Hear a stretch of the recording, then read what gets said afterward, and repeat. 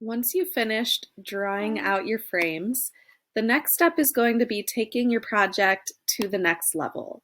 So you have your contour outlines. How are you going to take it a little bit further with more detail?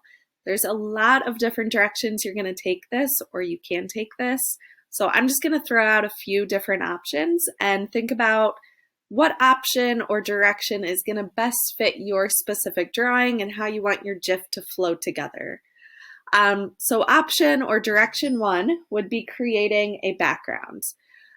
For your background, there's a lot of directions you can go with it. You could do a color background, black and white background. You could use texture for it.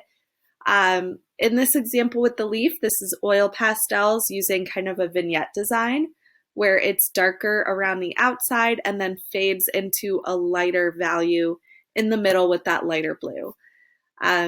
Also think about, do you want every frame to have the exact same background, or do you want it to change a little bit?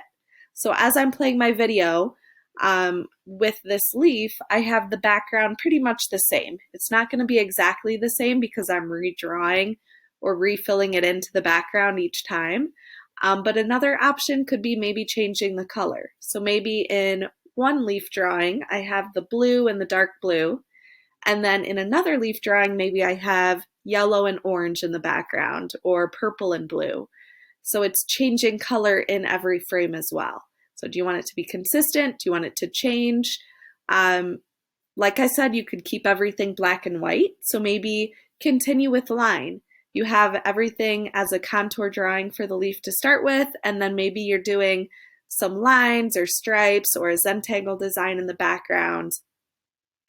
Think about if you maybe want to add something else moving in the background. So maybe as this main leaf is spinning, I have a few kind of raindrops falling in the background as well. So be creative, lots of directions you can take your backgrounds.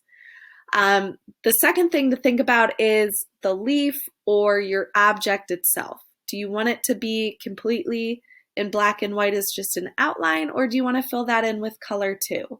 So think about materials you could fill it in with, multiple colors. Do you want it to have just a detailed texture? Let's look at two examples here. So here's one example of this leaf that is at different levels and different amounts of detail within it. So this one on the far left is strictly outlined in pencil. Obviously, if this was a finished GIF, you would want to erase that circle in the background, but just to give you an idea of what pencil looks like versus outline in Sharpie. So that's this next one. I would definitely recommend at least outlining in Sharpie so that really stands out. But if pencil is something that you're going for more of a sketchy drawn feel, definitely stick with pencil.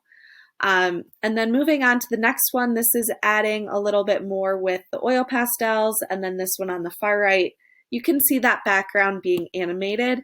Again, it doesn't stay exactly the same in every frame, but it's moving and shows a little bit of interest with that background being incorporated with color. And then here's one more example just to show some different phases. The one on the far left is just outlined in Sharpie. The one in the middle is where a little more detail was added. So the hair around the outside where it's darker was shaded in, the eyes themselves have more details and are shaded, the lips. So think about, do you want to maybe shade or draw a little bit more detail on whatever's moving or whatever your object is. And then this one on the far right, the background was actually added in Photopea. So after the GIF was created and put together with all of the frames, an extra layer was added, and then a paintbrush was added on top in Photopea to add those colors to it. So the nice thing about this, adding the background in Photopea, is that it doesn't move or change like the background if you're drawing it out. So think about this as an option. Do you want your background to stay the exact same in every frame?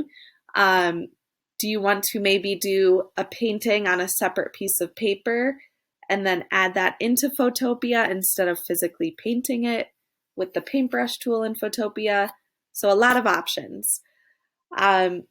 If this is something you're interested in, adding an additional layer in Photopea and adding your background that way, I'm going to have an additional video created that you can check out underneath the video that is creating your GIF. So once you have your GIF created, that next step would be adding a new layer and adding the color in Photopea. So check out that additional video once everything's put together, if that's the route that you want to go. But like I said,